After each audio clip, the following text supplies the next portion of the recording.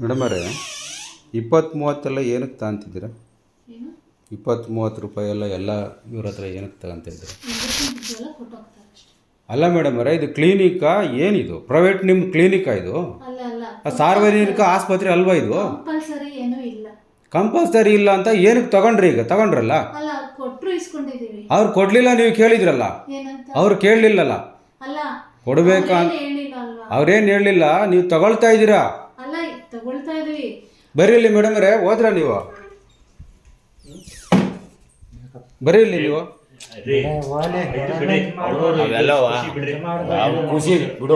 ಖುಷಿಗಲ್ಲ ರೀ, ಸಾರ್ವಜನಿಕರ ಆಸ್ಪತ್ರೆ ಅದು. ನೀವು ಖುಷಿ ಇದ್ರೆ ಕೊಟ್ಬಿಡಿ ಅವರಿಗೆ, ಫೋನಲ್ಲೆಲ್ಲ ಹಾಕ್ರಿ.